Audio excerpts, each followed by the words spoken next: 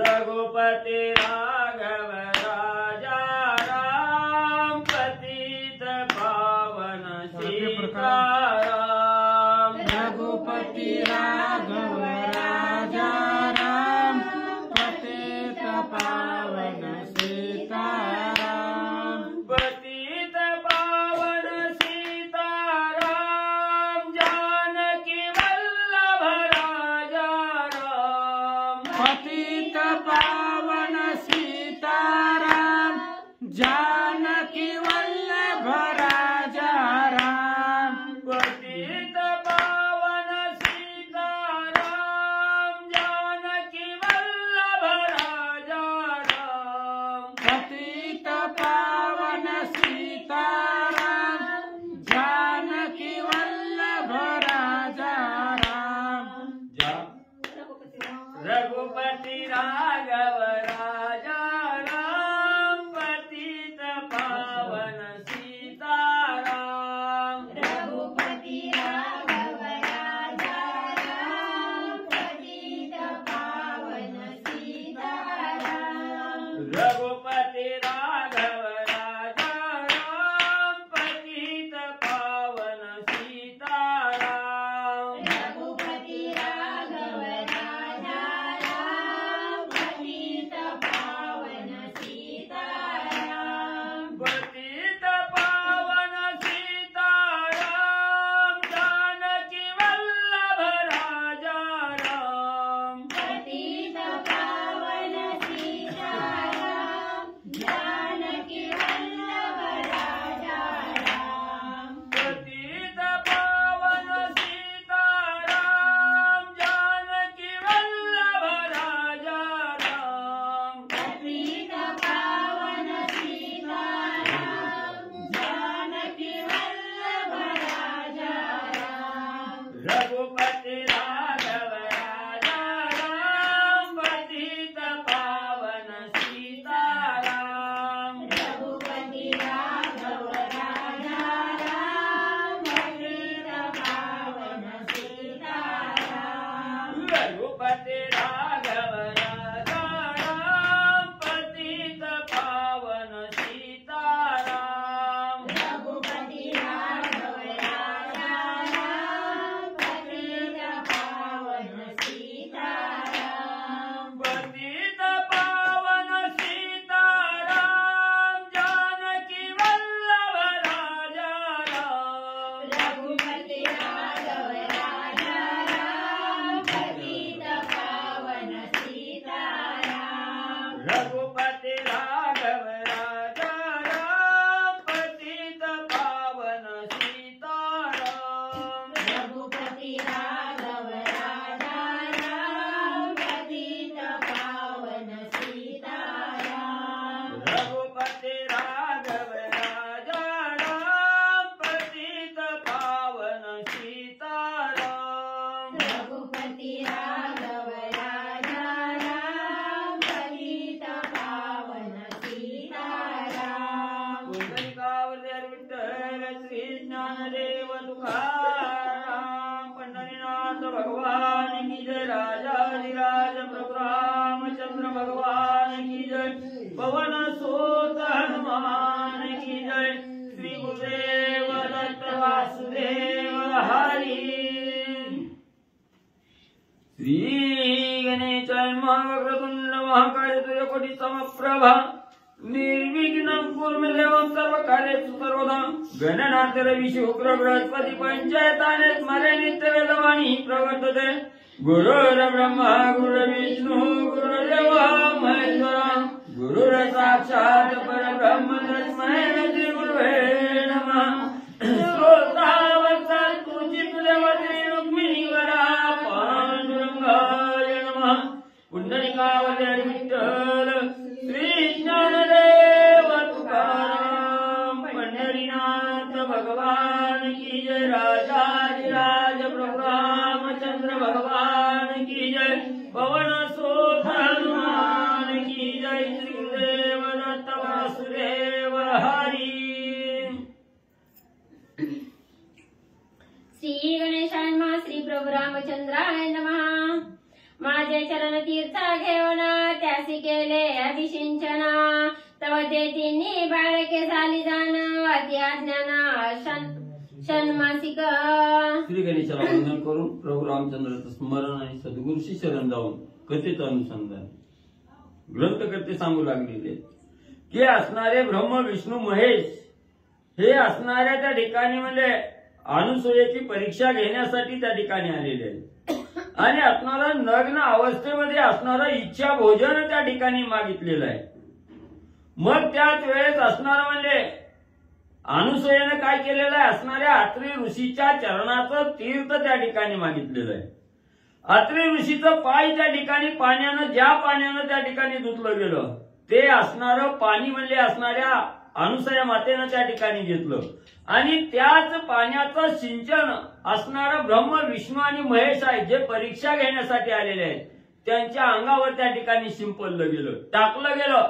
तेव्हा तत्पर असणार एका क्षणात म्हणजे ती असणारी देव आहे त्या ठिकाणी पण बाळ स्वरूप त्या ठिकाणी प्राप्त झालं. अतिशय 6 महिन्याच्या बाळा एवढं अतिशय अज्ञान रूप त्या ठिकाणी आणि त्या असणाऱ्या तिन्ही देवांना म्हणजे प्राप्त झालं. मग होणी नग्न पायावरी अभ्यंगुण तिघा देवणी स्तनपान करी परियंदना पालखी. मग असणारा लगेच अत्री ऋषीच्या चरणाचं तीर्थ शिंपल्याबरोबर असणाऱ्या 6 महिन्याचं जसं बाळ त्या ठिकाणी असतं तशी अवस्था असणाऱ्या तिन्ही देवाची केली आणि असणारं त्या ठिकाणी नग्न अवस्था असणाऱ्या अनुसूयेनं त्या ठिकाणी केली आणि नग्न अवस्थेमध्ये होऊन त्या ठिकाणी तिन्ही बाळाला आपल्या असणाऱ्या मांडीवर त्या ठिकाणी घेतलेलं आहे. पायावर पालतं टाकून त्या ठिकाणी न्हाऊ घातलेला आहे. तिन्ही असणाऱ्या बाळांना आंघोळ त्या ठिकाणी घातले. पालखीत असणारं त्या असणाऱ्या पाळण्यात त्या ठिकाणी टाकलं गेलं आणि ओव्या गाऊन असणारं त्या ठिकाणी पाळणा हलवून झोका म्हणले त्या ठिकाणी बाळाला आणि अनुसूया माता देऊ लागल्या. लक्ष्मी सावित्री पार्वती तिघी समर्थे विवादती त्याशी दावावया ह्याची स्थिती तिन्ही मूर्ती छळून आल्या. मग म्हणजे असणाऱ्या त्या ठिकाणी ह्या ब्रह्म विष्णू आणि महेश यांच्या असणाऱ्या ज्या स्त्रिया आहेत पत्नी आहेत त्या ठिकाणी लक्ष्मी सावित्री आणि असणारी पार्वती या तिघीमध्ये असणारा गर्व त्या ठिकाणी होता. माझ्यासारखं सामर्थ्यशाली कोणच नाही, आम्हीच अतिशय म्हणजे त्या ठिकाणी सामर्थ्यवान आहोत. त्या ठिकाणी कसलीही अडचण आली तर त्याच्यावर मात करण्याची क्षमता ही फक्त आमच्या अंगीच आहे. आम्हीच पतिव्रत त्या ठिकाणी आहोत, आमच्यापेक्षा श्रेष्ठ कोणीही नाही.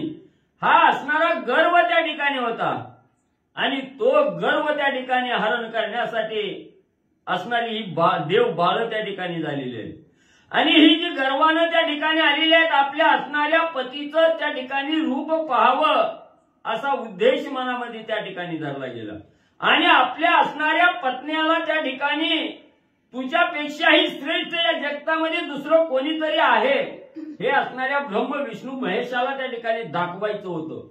म्हणून ही असणारी तिन्ही बाळं आणि ही ब्रह्म विष्णू महेश म्हणजे त्या ठिकाणी झाली. पुढील असे करू जाता छळना छळताची छळे आपण तिन्ही देवाले बाळपण अति अज्ञान स्वयं झाले. मग ग्रंथकर्ते या ठिकाणी सांगू लागलेले जर एखादा साधकानं मनामध्ये उद्देश धरला की समोरच्याचं छळण त्या ठिकाणी करायचं त्यावेळेस एकपट छळण दुसऱ्याचं करायला गेलं तर आपल्यावर 10 पटीनं असणारं म्हणजे छळणूक आपली त्या ठिकाणी होते. आपल्याला आधी त्रास त्या ठिकाणी पाहावा लागतो. म्हणून हे असणाऱ्या देवाने अनुसूयेचं सत्व हरण करण्याचा विचार त्या ठिकाणी केला आणि अनुसूयेला छळण्यासाठी असणारे ब्रह्म विष्णू महेश त्या ठिकाणी आले असणाऱ्या गर्वानं त्या ठिकाणी आले. पण अनुसूया मातेनं एका क्षणात त्या असणाऱ्या गर्वाचं हरण त्या ठिकाणी केलं. जे छळण्यासाठी आले त्यांनाच असणारं बाळ स्वरूप त्या ठिकाणी प्राप्त करून असणारं आणि अनुसूया माता छळू लागलेली आहे. दशमासाची अवराती अनुसूयाने केली निश्चिती तत्काळाती प्रसूती अपत्य प्राप्ती पावले. मग असणारं एवढं म्हणजे ब्रह्म विष्णू महेश त्या ठिकाणी छळण करण्यासाठी आलेले होते पण त्यांना म्हणजे 10 महिन्याच्या बाळासारखी अवस्था असणाऱ्या अनुसूया मातेनं आपल्या पातिव्रतेच्या जोरावर त्या ठिकाणी केलं. जसं 10 महिन्याचं असणारं बाळक म्हणजे त्या ठिकाणी जन्मल्याबरोबर प्रसूत झाल्या असणारी स्त्री प्रसूत झाली आणि ते बाळ त्या ठिकाणी जन्माला आलं की जोपर्यंत 10 महिन्याचं बाळ त्या ठिकाणी होत नाही तोपर्यंत त्याला काहीही कळत नाही. आपण असणारी शी कुठं करतोय, शू कुठं करतोय, काय हातात त्या ठिकाणी धरलं गेलं हे अज्ञान पण त्या ठिकाणी असतं. आणि तसं अज्ञानी अवस्था या ब्रह्म विष्णू महेशाची म्हणजे असणाऱ्या अनुसया मातेनं केली. अतिशय भोगीच्या पती या लागे अपत्य म्हणती स्वमिष्ठा स्वयंची वडिती ते बाळक वक्त प्राप्ती तिन्ही देवा. मग ज्या वेळेत असणारी स्त्री प्रसूत होते आणि असणाऱ्या बाळाला जन्म त्या ठिकाणी देते त्यावेळी ते जन्माला आलेल्या बाळाला काहीही त्या ठिकाणी कळत नाही. शिव कुठं करावी किंवा शी कुठं करावी त्या ठिकाणी हे काही कळत नाही. स्वतःनं केलेली शी स्वतःच्या हातानं त्या ठिकाणी कालवू लागतं किंवा हात घाण होत आहेत, आपण हे चांगलं करत नाही हे त्या बाळाला त्या ठिकाणी समजत नाही. अज्ञानी बाळ असतं त्याला पथ्य काय पाळावं हे ज्याला कळत नाही त्याला अपत्य असं त्या ठिकाणी म्हणतात. जे अज्ञान बाळक असतं त्याला अपत्य त्या ठिकाणी म्हणतात. म्हणून जोपर्यंत असणारं बाळ लहान आहे तोपर्यंत त्याला आजपर्यंत अपत्य असं त्या ठिकाणी म्हणतात असं ग्रंथकर्ते सांगतात. लक्ष्मी सावित्री पार्वती रेखोणी तिघी कुसमुसती पती अडकले अनुसे हाती सामर्थ्याची प्रती चाले ना. मग ते 10 महिन्याचं बाळ जसं अज्ञान त्या ठिकाणी असतं तशी दशामध्ये असणाऱ्या ब्रह्म विष्णू महेशाची त्या ठिकाणी अनुसया मातेनं केली. आणि ही बातमी बघता बघता असणारा म्हणजे लक्ष्मी सावित्री आणि पार्वतीला त्या ठिकाणी कळाली गेली. मग आपल्या असणाऱ्या पतीची सोडवणूक त्या ठिकाणी करावी मनामध्ये इच्छा त्या ठिकाणी धरली आणि अनुसया मातेच्या समोर त्या ठिकाणी आलेले आहे. समोर बघितलं आपल्या असणाऱ्या पतीची काय अवस्था त्या ठिकाणी केलेली आहे.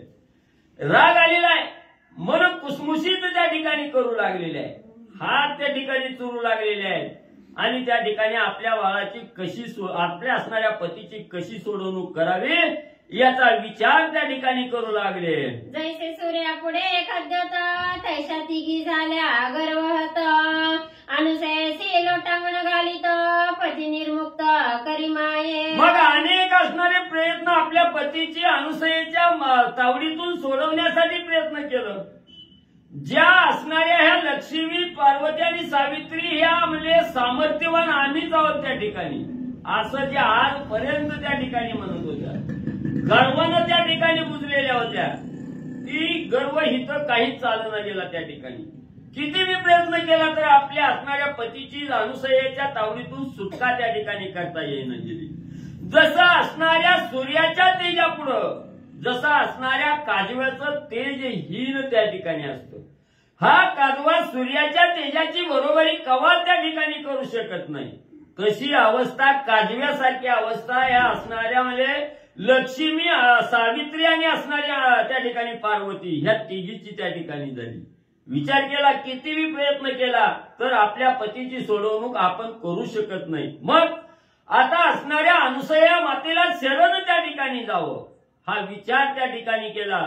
अनुसया मातेच्या पुढं साष्टांग लोटांगण असणाऱ्या लक्ष्मी सावित्री आणि पार्वतीनं त्या ठिकाणी घातलं आणि विनंती करून बोलू लागल्या, अनुसया माते तुम्हाला आम्ही साष्टांग दंडवत त्या ठिकाणी घालतो, आमच्या असणाऱ्या पतीची सोडवणूक त्या ठिकाणी म्हणले करा. ती म्हणे पुसावे ऋषी प्रती त्या मग येती काकुरती ऋषीराया कृपामूर्ती पती निर्मुक्ती सांगावी. मग लगेच अनुसया मातेनं सांगितलं आमचा असणारा कर्ता करिता आमचा असणाऱ्या स्वामी आमचे मालक म्हणले त्या ठिकाणी आहेत. म्हणून म्हणजे यांची सोडवणूक करण्याची क्षमता माझ्यामध्ये त्या ठिकाणी नाही. जर माझ्या असणाऱ्या पतीने अत्री ऋषींनी त्या ठिकाणी सांगितलं तर हे कार्य त्या ठिकाणी होईल. म्हणून तुम्ही असणाऱ्या अत्री ऋषीकडे त्या ठिकाणी जावं आणि तिथं जाऊन म्हणजे असणारा ती जो पर्याय सांगतील तो पर्याय आचरणात आणून आपल्या पतीची सुटका करावी असं सांगितल्याबरोबर असणारी लक्ष्मी सावित्री आणि पार्वती त्या ठिकाणी अत्री ऋषीकडे त्या ठिकाणी गेल्या. त्यांनाही साष्टांग नमस्कार त्या ठिकाणी घातला आणि असणाऱ्या बोलू लागलेल्या आहेत ऋषीवर्या असणाऱ्या अनुसयेच्या तावडीतून आमच्या पतीची सोडवणूक करण्यासाठी काय उपाय त्या ठिकाणी करावा हा उपाय म्हणजे आम्हाला त्या ठिकाणी आणि तुम्ही मला सांगा. अनुसया पतिव्रता शिरोरत्न माझे लावणी आज्ञापना तिघांचे हरणे अज्ञान केले सावधान सुखरूप. मग पती निर्मुक्ती सांगावी म्हटल्याबरोबर त्या ठिकाणी म्हणले अत्रि ऋषींनी सांगायला सुरुवात केली. अनुसया ही कशी आहे? सर्व पती वृत्तीमध्ये अतिशय श्रेष्ठ शिरोमणी असणारी ही अनुसया आहे. त्या ठिकाणी त्यांनी असणारी माझी आज्ञा, त्या असणाऱ्या अनुसयेनं माझी आज्ञा त्या ठिकाणी मागितली गेली. माझं चरणतीर्थ त्या ठिकाणी घेतलं आणि असणाऱ्या पतीला, तुमच्या पतीची असणारी सुटका असणारं म्हणले त्या ठिकाणी बाळरूप त्या ठिकाणी केलं गेलं.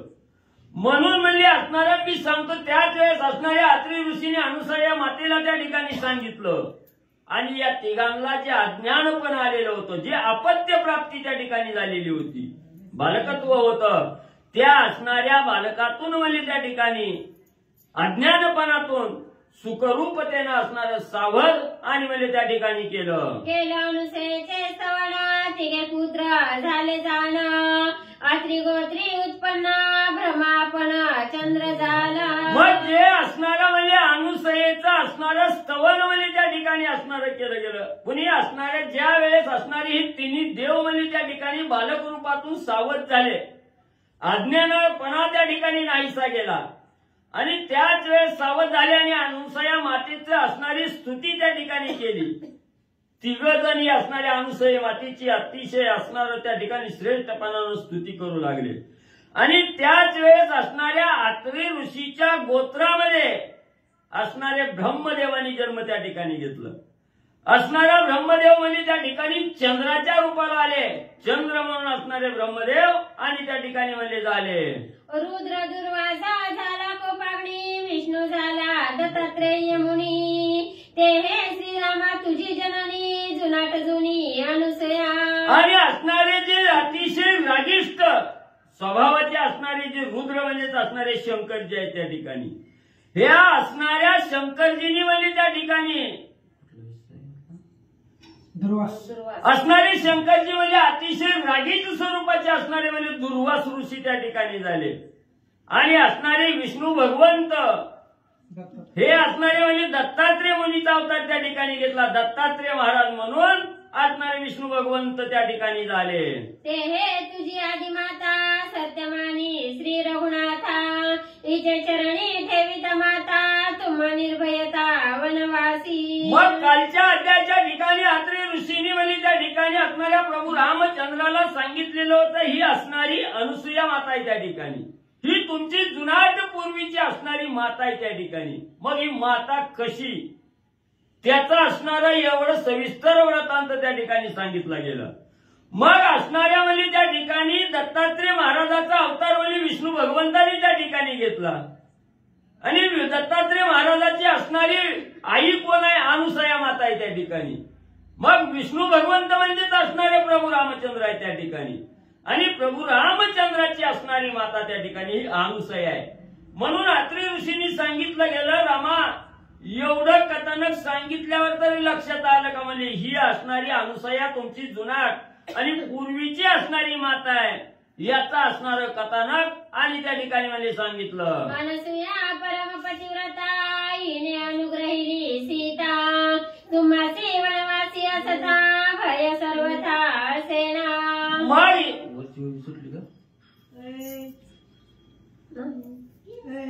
ते तुझी आदिमाता सत्यमानी श्री रघुनाथ. ते तुझी आदिमाता सत्यमानी श्री रघुनाथा. हिच्या चरणी ठेवित माता तुम्हा निर्भयता वनवासी. आणि हीच असणारी म्हणजे त्या ठिकाणी अनुसया तुझी आदिमाता आहे, पूर्वीची असणारी त्या ठिकाणी अनुसया माता आहे त्या ठिकाणी. म्हणून म्हणजे माझ्या असणाऱ्या शब्दावर विश्वास त्या ठिकाणी ठेवा. आणि ज्या वेळेस हिचे असणारं चरण म्हणजे त्या ठिकाणी तुम्ही वंदन करचाल, चरणावर माता ज्या वेळेस तुम्ही टेकवचाल, नमस्कार त्या ठिकाणी करचाल, तेव्हा म्हणजे ह्या वनामध्ये फिरत असताना आणि तुम्हाला कसलीही भीती त्या ठिकाणी निर्माण होणार नाही. निर्भय अवस्थाने तुम्हाला या असणाऱ्या अनुसया मातेमुळं आणि म्हणजे प्राप्त होईल. अनुसूया परम पतिव्रता हिने अनुग्रहिली सीता. तुम्हासी वनवासी असता भय सर्वथा सेना. मग ही अतिशय श्रेष्ठ पतिव्रता असणारी अनुसया आहे. आणि या अनुसयेनं असणाऱ्या सीतेचं असणारं मस्तक त्या ठिकाणी उमलेलं आहे, म्हणजे वरदहस्त त्या ठिकाणी दिलेलं आहे. त्याच्यामुळे ह्या वनामध्ये फिरत असताना म्हणजे तुम्हाला कसलीही भीती त्या ठिकाणी होणार नाही, मनामध्ये कसलीच भीती निर्माण त्या ठिकाणी होणार नाही. एवढा श्रेष्ठ आशीर्वाद अनुसया मातेनं आणि त्या ठिकाणी म्हणजे दिलेला आहे. ज्या पावाला वयासी तेथे तेथे निर्भय तुम्हासी, ज्या पावाला अपेशाशी अपेशी अशी जगद्वंद्य. मग म्हणजे एवढा श्रेष्ठ आशीर्वाद त्या ठिकाणी दिलेला आहे की तुम्ही मनामध्ये फिरत असताना जिथं जिथं म्हणजे तुम्हाला असणारी भीती त्या ठिकाणी निर्माण होईल, त्या भीतीतून त्या ठिकाणी मुक्त होऊन निर्भय अवस्था तुमची त्या ठिकाणी प्राप्त होईल. तुम्हाला भीतीच म्हणजे त्या ठिकाणी वाटणार नाही. आणि जिथं जिथं तुम्ही कार्य करत असताना एखाद्या राक्षसाबरोबर त्या ठिकाणी अपयश येण्याची वेळ त्या ठिकाणी झाली तर त्या अपयशातून यश त्या ठिकाणी प्राप्त होईल. आणि कसं यश होईल? त्रिजगतामध्ये वंदनीय असणारं यश आणि तुम्हाला त्या ठिकाणी प्राप्त होईल असा असणारा आशीर्वाद आणि अत्रिक ऋषी त्या ठिकाणी सांगू लागलेले आहे. रावणी त्रिरात्र फळमुळांचा अत्यादर, देखोणी सीतेचा निर्धार सुख अपार अनुसेसी. मग तिथं अत्रिक ऋषीच्या आश्रमाच्या ठिकाणी म्हणजे 3 रात्र असणाऱ्या 3 जणांनी मुक्काम केला, राम, लक्ष्मण आणि सीता माऊली. मग त्यावेळी तिथं असणाऱ्या सीता माऊलीच्या अंगी जी निर्भय अवस्था आहे, कसलीच भीती सीता माऊलीच्या अंगी त्या ठिकाणी नाही. आणि फक्त फळाचा आदर त्या ठिकाणी केलेला आहे, दुसरं काहीही भोजन त्या ठिकाणी केलेलं नाही, फळ आहार त्या ठिकाणी केलेला आहे. आणि जी सीताबाईची निर्भय अवस्था आहे त्या ठिकाणी, हा निर्धार त्या ठिकाणी अनुसया मातेनं बघितला गेला. आणि सीता माऊलीची अवस्था पाहून अनुसया मातेला अतिशय आनंद त्या ठिकाणी म्हणजे होऊ लागला. अभिनंदोनी अत्रि ऋषी नमस्कारोनी अनुसयसी, श्रीराम निघाला दंड करण्यासी राक्षसांची अंतक. मग 3 रात्र मुक्काम त्या ठिकाणी गेला. सकाळची प्रहर झाली. अत्रिक ऋषीला असणारा साष्टांग नमस्कार असणाऱ्या प्रभू रामचंद्रांनी त्या ठिकाणी घातला. अनुसया मातेला असणारा नमस्कार त्या ठिकाणी घातला. दोघांची असणारी परवानगी घेतली आणि दंडकारण्यामध्ये वनवास करण्यासाठी असणाऱ्या राक्षसांचा अंतक असणारा प्रभू रामचंद्र आणि अत्रिक ऋषीच्या आश्रमापासून म्हणजे निघाले. ऋषी आश्रमा वन समेळी अग्निहोत्राची नभाळी, पाहता यागाची शुद्ध शैली श्रीराम वनस्थळी विचरत. मग असणाऱ्या वनामध्ये फिरत फिरत असताना म्हणजे काही ऋषी मंडळी त्या ठिकाणी राहत होते. ह्या सर्व ऋषी मंडळीकडे असणारं त्या ठिकाणी भेटीसाठी प्रभू रामचंद्र जाऊ लागलेले. जात असताना अग्नीवर उपजीविका करणारे जे अग्निहोत्री ब्राह्मण होते त्यांचं असणारी शैली त्या ठिकाणी बघितली गेली. त्यांच्या असणाऱ्या नवलाच्या घटना त्या ठिकाणी बघितल्या. काय असणारं याग आहे, यज्ञ त्या ठिकाणी करतायत, अतिशय श्रेष्ठ पद्धतीने असणाऱ्या वेदाचं पठण त्या ठिकाणी करतायत. हे बघत बघत असणाऱ्या दंडकारण्यातून आणि प्रभू रामचंद्र म्हणजे फिरू लागलेले आहे. कोठे त्रिरात्र कोठे पंचरात्र, कोठे वस्ती सप्तरात्र, कोठे रावणी एकत्र गमणी तत्पर श्रीराम. मग अनेक ऋषी मंडळींना भेटी देत असणारे राम, लक्ष्मण, सीता त्या ठिकाणी जाऊ लागलेले आहे. पुण्या ऋषीच्या असणाऱ्या आश्रमाच्या ठिकाणी 5 रात्र त्या ठिकाणी राहू लागले. कुठं असणारी 7 रात्र मुक्काम करू लागले. कुठे एका रात्रीत त्या ठिकाणी थांबायचे, दुसऱ्या दिवशी निघून त्या ठिकाणी जायचे. असं असणाऱ्या सगळ्या ऋषी मंडळीच्या मनाचं समाधान करत, सगळ्याच्या मनाला आनंद देत आणि पुढचा मार्गक्रमण म्हणजे प्रभू रामचंद्र करू लागले. तव पुढे देखील दुर्गम वन, पळती गजसिंह व्याघ्र हरिण, ससे साळ्या वृक जंबुक गण, घेऊनी प्राण पळताती. मग सगळ्या ऋषी मंडळीला आनंद देत पुढचा मार्गक्रमण करत राहिलेले. त्याच वेळेस असणारं मार्गक्रमण करताना एक भयानक वन त्या ठिकाणी लागलं. निर्मनुष्य असणारं वन आहे त्या ठिकाणी आणि त्याच वनामध्ये असणाऱ्या हरणाचे कळप आहे त्या ठिकाणी. सिंह आहेत, हत्ती आहेत, पण कशा आहेत त्या ठिकाणी, कशाची तरी भीती त्या ठिकाणी घेतलेली आहे. आणि ते वन सोडून अतिशय वेगात, सुसाट वेगानं त्या ठिकाणी आणि हे हत्ती, सिंह असणाऱ्या त्या ठिकाणी म्हणजे हरणाचे कळप हे पळून जाऊ लागलेले आहेत, भीती घेतलेली आहे, ओरडू लागलेली आहे आणि मार्गाने त्या ठिकाणी म्हणजे कोल्हे सुद्धा अतिशय भुंकत त्या ठिकाणी आणि म्हणजे पळू लागलेले आहेत. सिंह मारावे गज थाट ते कापळती एके वाट व्याघ्र फोडीती हरिण कंठ ते समसगट पळताती. मग सिंहाचा आणि हत्तीचा असणारा वैर आहे त्या ठिकाणी. हत्ती बघितल्याबरोबर त्या हत्तीला असणाऱ्या सिंहानं मारावं लागतं त्या ठिकाणी, पण हे म्हणजे न मारायचं त्या ठिकाणी सोडलं गेलं. हत्ती बी म्हणजे आपला जीव घेऊन त्या वनातून त्या ठिकाणी पळून जाऊ लागलेले आहे. सिंह बी म्हणजे त्या ठिकाणी भिवून पळून म्हणजे त्या ठिकाणी जाऊ लागलेले आहे. एवढं हरणं सुद्धा म्हणजे त्या ठिकाणी असणाऱ्या वाघाने हरणाचा कंठ त्या ठिकाणी फोडावा लागतो, पण त्या हरणाला सोडून म्हणजे आपला जीव घेऊन त्या ठिकाणी पळू लागलेले आहेत. एवढं असणारी भीतीनं म्हणजे सर्व प्राणी आणि त्या दुर्गम वनातून म्हणजे पळून जाऊ लागलेले आहेत. श्रीराम म्हणे लक्ष्मणासी मत भय दिसे श्वापदासी विसरून या वैरभावासी अति आक्रोशी पळताती. मग ही अवस्था प्रभू रामचंद्रांनी त्या ठिकाणी बघितली.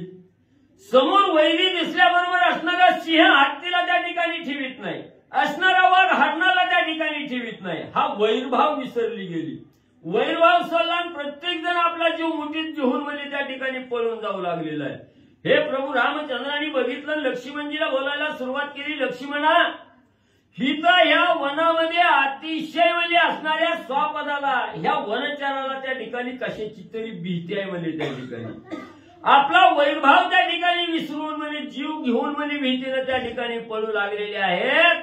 काय कारण त्या ठिकाणी असावं? यासी भयाचे काय कारण ऐसे विचारिता रघुनंदन तव विराधे धावण सीताहरण पै केले. मग पुढे असणारे राम लक्ष्मण बोलत बोलत त्या ठिकाणी जाऊ लागलेले आहेत. लक्ष्मणजी काय कारण असावं? एवढ्या प्राण्यांनी एवढी भीती का त्या ठिकाणी घेतली असावी? काहीतरी असणारी भीती या वनामध्ये त्या ठिकाणी असावी असा दोघजण विचार करत करत पुढे जाऊ लागलेले आहेत. मागे असणाऱ्या त्यांच्या पाठीमागे सीतामाऊली चालू लागलेली आहे. त्याच वेळेस अचानक असणारा विराध नावाचा अतिशय बलाढ्य राक्षस आहे आणि तो राक्षस त्या ठिकाणी उठला आणि मागच्या मागे असणाऱ्या सीतेच्या हाताला त्या राक्षसानं धरलं, सीतेचं हरण म्हणजे त्या ठिकाणी केलं. पुढे श्रीराम लक्ष्मण सीता मागे होते आपण सीतेचे देखोनी सुंदरपण विराधे हरण तत्काळ केले. मग पुढे राम लक्ष्मण म्हणजे एकमेकाचा विचार त्या ठिकाणी करत म्हणजे जाऊ लागलेले आहेत. माग अतिशय देखणं रूप सुंदर स्वरूपवान असणारी सीतामाऊली त्या ठिकाणी विराध राक्षसानं बघितली. धावत चालला मागच्या मागे असणाऱ्या सुंदर सीतेचा असणारा हरण विराध नावाच्या राक्षसानं म्हणजे केलं. सीता धरणी दोही हाती बैसविली अंकाप्रती मी होईना तुझा पती चिंता चित्ती करू नको. मग असणाऱ्या विराध राक्षसानं म्हणजे सीतामाईच्या हाताला धरलं, हरण केलं आणि एका बाजूला आणून आपल्या असणाऱ्या मांडीवर म्हणजे सीतामाऊलीला त्या ठिकाणी बसवलं. पाठीवरनं हात फिरवला, सीतामाऊलीला बोलू लागलेला हा राक्षस, तू आता माझी असणारी पत्नी त्या ठिकाणी होणार आहे. मी तुझा असणारा पती आहे त्या ठिकाणी आणि माझ्याविषयी मनाच्या ठिकाणी भीती घेऊ नको. तू काही भिण्याचं कारण त्या ठिकाणी नाही. मनाच्या ठिकाणी कसलीही चिंता त्या ठिकाणी करू नको असा असणारा विराध नावाचा राक्षस सीतामाईला बोलू लागलेला आहे. तू अप्सरा की खेचरी वनदेवता की सुरेश्वरी भाग्य सापडली साहो सुंदरी सुखे माझ्या घरी नांदावे. मग असणारा विराध नावाचा राक्षस सीतामाऊलीला म्हणू लागलेला आहे, तू स्वर्गाच्या ठिकाणी वास्तव्य करणारी अप्सरा आहे का आकाशामध्ये संचार करणारी खेचरी आहे तू त्या ठिकाणी का या वनामध्ये असणारी वनदेवता आहे तू? कोण आहे तू? असणाऱ्या देवाची असणारी कोण देवी आहे का त्या ठिकाणी? मग म्हणजे असणारं माझं नशीबच आज फळाला त्या ठिकाणी आलं. भाग्यानं एवढी सुंदर तू असणारी मला त्या ठिकाणी प्राप्त झालीस. तू कोण आहे, कुठली आहे याचं सविस्तर कथानक मला सांग आणि तू निर्भयपणानं सुखानं माझ्या घरी आणि त्या ठिकाणी माझ्या बरोबर संसार म्हणजे करावा. तुझं सारी की सुंदर झरे गसीला माझे घर गजमुक्त फळांचे अलंकार उत्तम शृंगार तुझं करीन. आणि तुझ्यासारखी सुंदर असणारी स्त्री म्हणजे मला प्राप्त त्या ठिकाणी झाली आणि तू जर माझ्या बरोबर असणारा संसार म्हणजे माझ्या घरी त्या ठिकाणी राहून करू लागले तर तुला कुठलाही अलंकार त्या ठिकाणी म्हणजे कमी करणार नाही. सर्व असणारं गजमुक्त हार त्या ठिकाणी म्हणजे तुझ्या गळ्यामध्ये घालीन, ज्याचं मोल करता येणार नाही एवढा अलंकार आणि असणारा श्रृंगार म्हणजे तुला त्या ठिकाणी घालीन. असा असणारा विराध राक्षस सीतामाऊलीचा हरण करून सीतामाऊलीला बोलू लागलेला आहे. मज जोडली सुंदर कांता उल्हास राक्षसाचे चित्ता परित्याशी शंकेन सीता श्री रघुनाथा चैनी बळे. मग त्या ठिकाणी एवढा राक्षस त्या ठिकाणी बोलू लागलेला आहे, राक्षसानं त्या ठिकाणी धरलेला आहे म्हणल्यानंतर किती घाबरायला पाहिजे असणाऱ्या सीतामाऊलीनं. पण हे तर किंचितही मनाच्या ठिकाणी असणारी भीती सीतामाऊलीनं घेतली नाही का. आपला सर्वस्व करता करविता असणारा प्रभू रामचंद्र आहे त्या ठिकाणी. आपण रामाच्या संगतीला आहोत त्या ठिकाणी. मग राम जवळ असताना काय घ्यायचं गरज आहे. या देहाची आस्था त्या ठिकाणी ठेवायची नाही. फक्त असणारा जो देहामध्ये आत्मा राम म्हणून नांदणार आहे त्याच्यावर सर्व भार त्या ठिकाणी टाकायचा. म्हणून निर्भय अवस्था त्या ठिकाणी केली. थोडीही भीती मनाच्या ठिकाणी सीतामाऊलीनं धरली नाही. रामचंद्राचं स्मरण सीतामाऊली करू लागल्या. श्रीरामाच्या बाणापुढे विराध राक्षस केवळ वापुढे मज नेला कोणीकडे मरण रोकडे पावेल. मग सीतामाऊलीने विचार केला आपला असणारा स्वामी जगाचा मालक प्रभू रामचंद्र आहे त्या ठिकाणी. ह्या रामाच्या बाणापुढं हा विराध राक्षस एक किरकोळ आहे त्या ठिकाणी. नक्की हा माझ्या असणाऱ्या रामाच्या बाणापुढे तळत त्या ठिकाणी धरणार नाही, निभाव त्या ठिकाणी लागणार नाही. नक्की हा असणाऱ्या रामाच्या बाणानं असणारा मृत्यू त्या ठिकाणी पावल्याशिवाय राहणार नाही.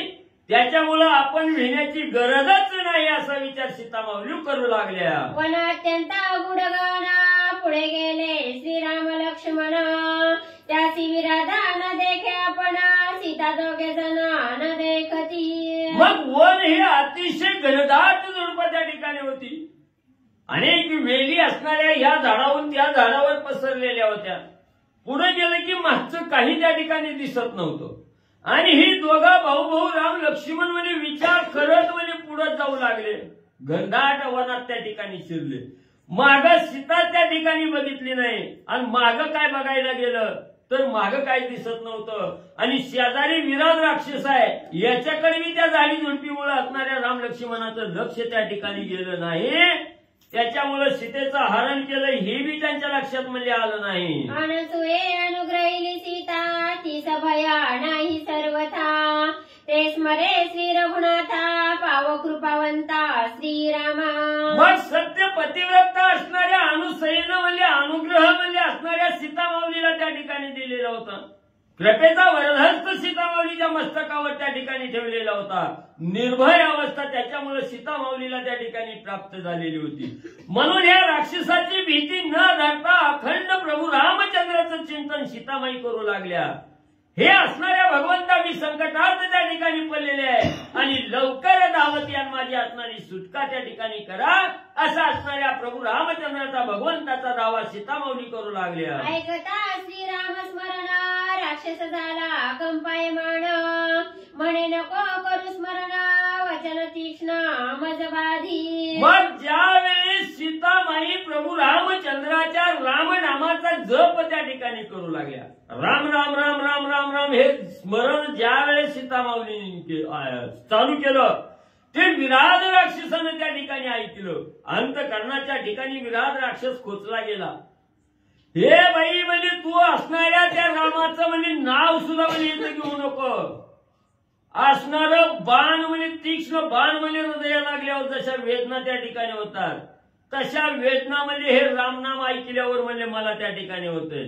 म्हणून म्हणजे तू हे राम राम म्हणजे हिचं त्या ठिकाणी काय म्हणजे चिंतन करू नको असणारा विराध राक्षस सीतामाईला बोलू लागलेला आहे. ऐसे कोणी सीतेचे वचन परत आले श्रीराम लक्ष्मण परिगुढा गण महावण सीता दर्शन नव्हे त्यासी. मग ज्या वेळेस असणारा सद्भक्त भगवंताचा धावा त्या ठिकाणी करतो, भगवंताची आराधना त्या ठिकाणी करतो, त्या हाकेला ओ देणारा असणारा भगवंत आहे. आणि ज्यावेळेस सीतामाईनं प्रभू रामचंद्राचं स्मरण त्या ठिकाणी केलं, अंतर्ज्ञानानं प्रभू रामचंद्रापर्यंत हाक त्या ठिकाणी गेली आणि रामाने ओळखलं गेलं सीता माऊली संकटात आहे त्या ठिकाणी. आणि सीता माऊलीची सोडवणूक करण्यासाठी असणाऱ्या आवाजाच्या दिशेनं प्रभू रामचंद्र त्या ठिकाणी फिरले, पण एवढी घनदाट झाली त्या ठिकाणी होती. सीता माऊली कुठाय कुठनं आवाज येतोय हे काही कळायला साधन आणि म्हणजे प्रभू रामचंद्राला नव्हतं. लक्ष्मण कोपला उद्भट बाण सोडून घनदाट वण छेदून गेले सपाट देखीला पापिष्ट विराध. मग शेषाचा अवतार असणारे लक्ष्मण जे आहे, काही केलेलं असणाऱ्या सीताबाईचं दर्शन त्या ठिकाणी होत नाही. अतिशय राग आला, धनुष्य सज्ज केला, असणाऱ्या धनुष्याला असणारा बाण त्या ठिकाणी लावला आणि असणाऱ्या वनात त्या ठिकाणी सोडला. एक बाण सोडल्याबरोबर सगळं वन भुईसपाट त्या ठिकाणी केलं. जे असणाऱ्या वेलीनं झाडानं दाटलेलं वन होतं ते असणारं वन भुईसपाट त्या ठिकाणी केलं. सगळं काही असणारं व्यवस्थित त्या वनामध्ये म्हणजे दिसू लागलं. राक्षस देखील क्रूर पर्वतोपमा महाथोर वक्र नासिका वक्र वक्र कपाटोदर दुर्दर्श. मग त्याच वेळेस ज्या वेळेस वन भुईसपाट झालं त्याच वेळेस असणारा हा बलाढ्य असणारा विराध नावाचा राक्षस लक्ष्मणानं त्या ठिकाणी पाहिला गेला. अतिशय दिसायला व्यासूर आहे त्या ठिकाणी, पर्वतासारखा असणारा त्या ठिकाणी देह असणारं वाकडं नाक आहे त्या ठिकाणी, वाकडं झालेलं तोंड आहे त्या ठिकाणी त्याचं, आणि असणारं पोट म्हणजे पाठीला त्या ठिकाणी चिटकलेलं आहे. असणाऱ्या पर्वताला जशी दरी त्या ठिकाणी असावी तसं म्हणजे पोट उदरा असणारं उदर म्हणजे पाठीला त्या ठिकाणी गेलेलं आहे. अशा प्रकारचा दुर्धर राक्षस म्हणजे त्या ठिकाणी लक्ष्मणाने पाहिला. अष्टमहासिंहाची मडी शुळी खोचोनी खांदी कावडी मृगव्याळाची तळे बापुडी मारी कोडी श्वापदांच्या. मग असणारे जे महादिग्गज सिंह आहेत त्या ठिकाणी हे 8 सिंह त्या ठिकाणी मारलेले आहेत. त्यांची असणारी मडी त्या ठिकाणी आहे आणि त्यांच्या असणारं म्हणजे त्या ठिकाणी जी मडी आहे ती बाजूला खांद्यावर म्हणजे त्या ठिकाणी ठेवलेली आहे. असणाऱ्या हरणाचे कळपच्या कळप म्हणजे त्या ठिकाणी मारलेले आहेत. 5 वाघ म्हणजे असणाऱ्या खांद्यावर म्हणजे त्या ठिकाणी मारून म्हणजे घेतलेले आहेत. एवढी ही क्रूर जी असणारी स्वापद आहेत, वंचर आहेत, त्यांचा घात म्हणजे असणारा विराट राक्षस आणि त्या ठिकाणी म्हणजे करीत होता. सदंता गजांची शिरे गजचर्मे थबथबिती रुधिरे मारुणी पंच व्याघ्रे खांदी क्रूरे वाईचे ती. मग एवढेच नाही, असणारा म्हणजे अतिशय बलाढ्य असणारे हत्ती आहेत. दाता सहित म्हणजे हत्तीची मुंडकी त्या ठिकाणी म्हणजे घेतलेली आहे आणि असणारा म्हणजे हत्तीची कातडी त्या ठिकाणी घेतलेली आहेत. रक्तानं लाल भडक त्या ठिकाणी झालेली आहेत, रक्त स्रवू लागलेलं आहे. अशी असणारी कातडी ही जवळ त्या ठिकाणी घेतलेली आहे. असणाऱ्या 5 वाघाला त्या ठिकाणी मारलेला आहे आणि खांद्यावर त्या ठिकाणी विराजमान केलेले आहेत. असा असणारा हा विराट राक्षस लक्ष्मणजीने पाहिला. जीवा तांबडी लखलखित नेत्र दिसती अत्या रक्त भूता करावयांत सवेदावत वनासी. मग असणाऱ्या त्या राक्षसाची जीभ त्या ठिकाणी बघितली तर लाल भडक जीभ आहे, सगळं तोंड लाल भडक आहे. तोंडाच्या बाहेर जीभ आलेली आहे, लसलस त्या ठिकाणी करू लागलेले आहे. आणि असणाऱ्या वनामध्ये जी काही असणारे हिंस्र प्राणी आहेत त्या ठिकाणी त्या प्राण्याला मारायचा, त्यांचा असणारं रक्त त्या ठिकाणी प्यायचं. जो काय असणारे भूत मात्र आहे त्या ठिकाणी त्या भूत मात्राचा असणारा अंत त्या ठिकाणी करण्यासाठी हा असणारा म्हणजे राक्षस विराध नावाचा राक्षस वनामध्ये त्या ठिकाणी म्हणजे धावत पळत म्हणजे सुटलेला आहे. विराधे दे कोणी श्रीराम लक्ष्मण मग सीतेसी पुसे हे दोघे कोण. श्रीराम भरतारा धीर लक्ष्मण माझी सोडवण करू आले. मग सीता माऊलीला मांडीवरच्या विराट राक्षसानं घेतलेला आहे, वनभूमी सपाट केलं. त्यावेळेस विराट राक्षसानं राम लक्ष्मणाकडे त्या ठिकाणी पाहिलं गेलं. ती समोरून आपल्याकडे त्या ठिकाणी यायला लागले. हे विराट राक्षसानं बघितलं, सीता माऊलीला म्हणू लागला, बाई ही समोरून यायला लागलेली दोघं कोण आहे ती त्या ठिकाणी. त्याच वेळेस सीता माऊली बोलू लागलेले आहे की त्याच्यातील एक ज्येष्ठ असणारा माझा असणारा स्वामी पती असणारा प्रभू रामचंद्र त्या ठिकाणी आहे आणि दुसरा जो लहान दिसतोय तो माझा असणारा धीर लक्ष्मण त्या ठिकाणी आहे. असं सीतामाऊली सांगू लागल्या.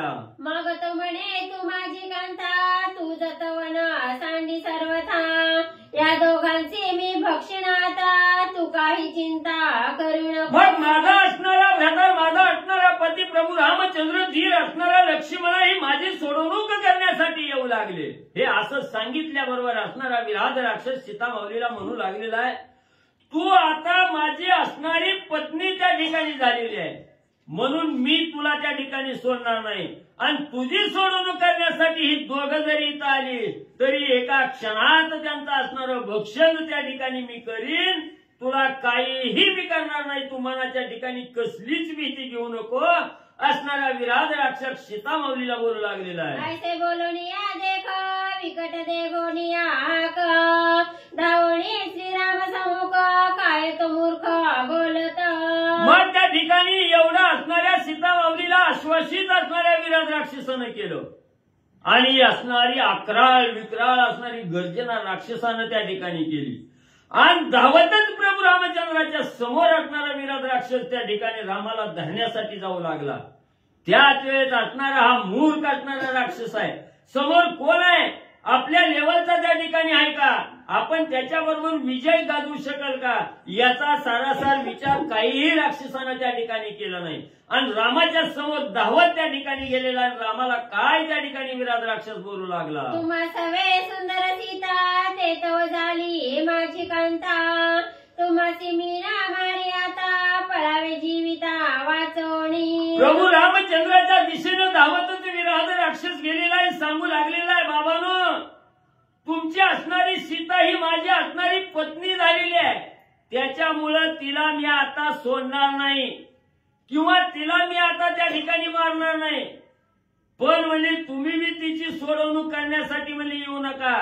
जर आला तर तुम्हाला गिळंकृत केल्याशिवाय त्या ठिकाणी राहणार नाही म्हणून तुम्ही सीतामाऊलीची आशा सोडा आणि स्वतःचा जीव वाचवायचा असेल तर म्हणजे इथून म्हणजे लांब म्हणजे पळून जावा असं विराध राक्षस राम लक्ष्मणांना बोलू लागला. तुम्ही म्हणाला युद्ध करीना तरी विक्षणार्धे मारिना तुमचे रुधिरा प्राशिना मांस भक्षिना स्वानंदे.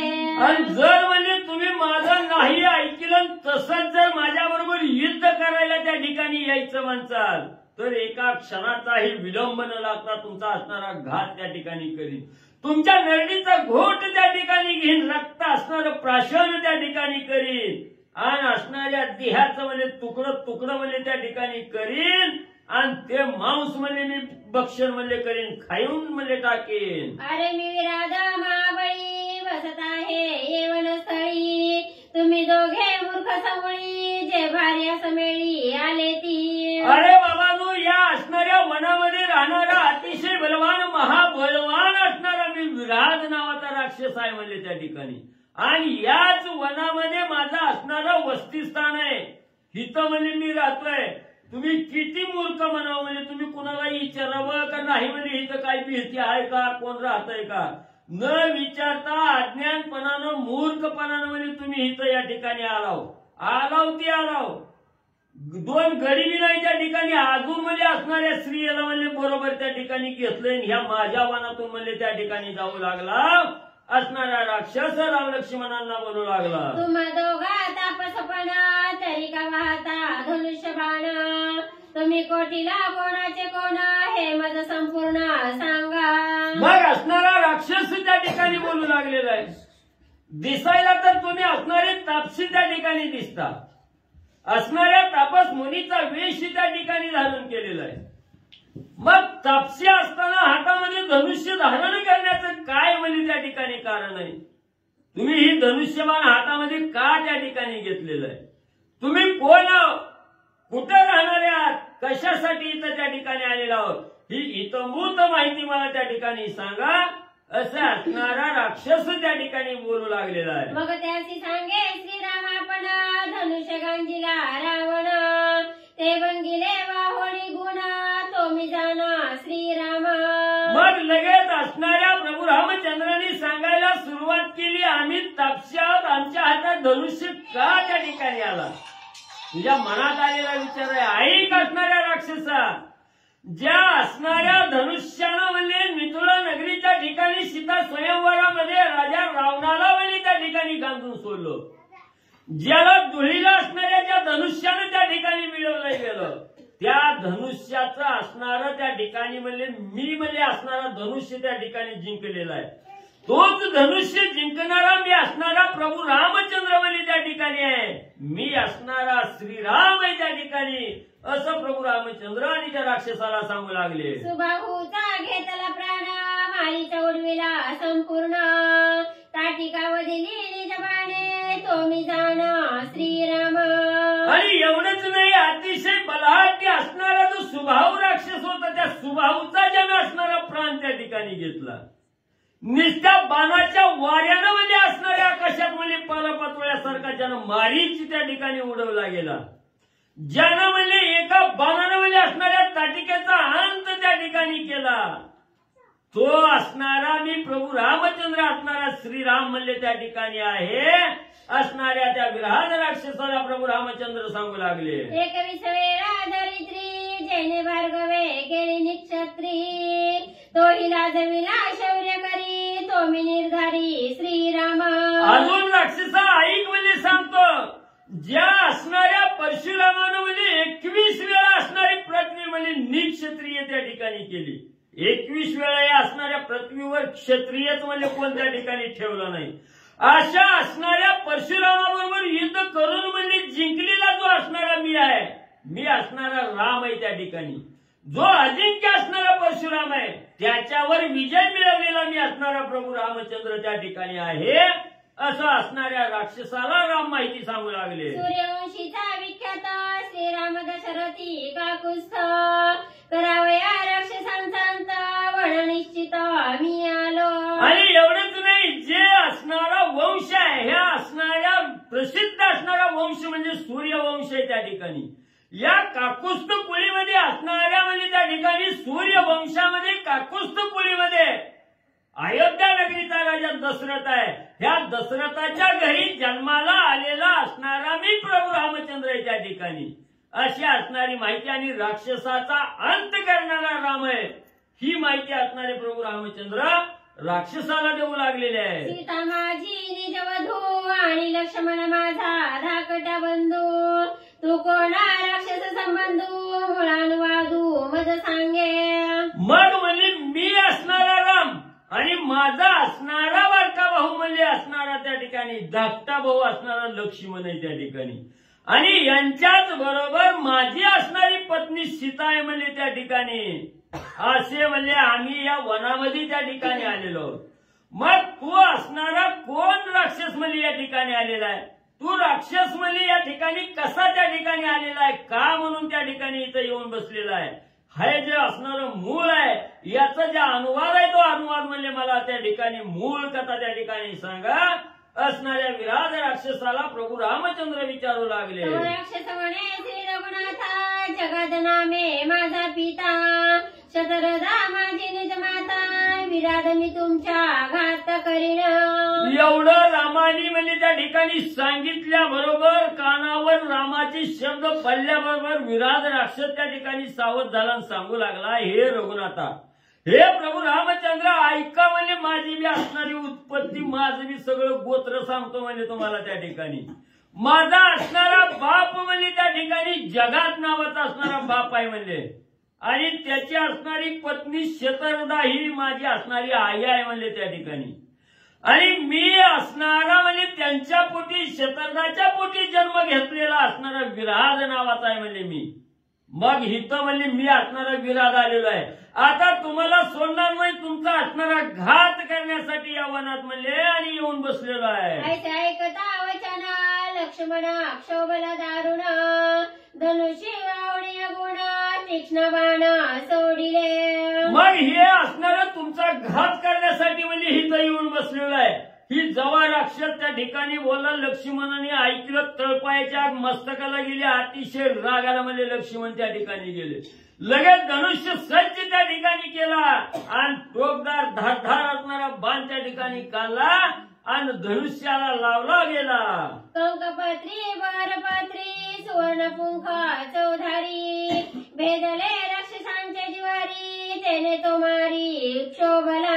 मग अतिशय तीक्ष्ण असणारा बाण आहे त्या ठिकाणी. कंकपत्री नावाचा बाण आहे, भरपत्री नावाचा आहे. त्याला असणाऱ्या सोन्याचा पिसारा त्या ठिकाणी लावलेला आहे.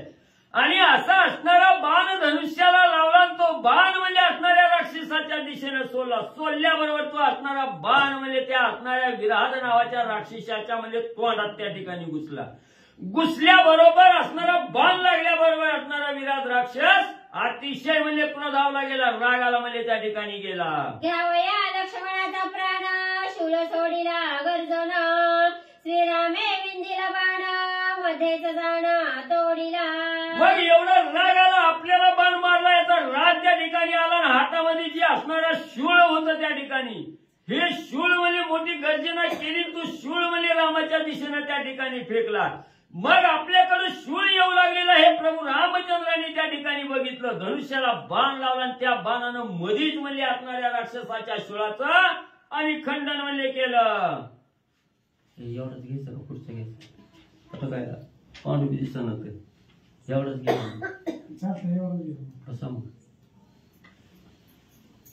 श्री गणेशाय नमः, श्री सरस्वते नमः, श्री प्रभू रामचंद्राय नमः.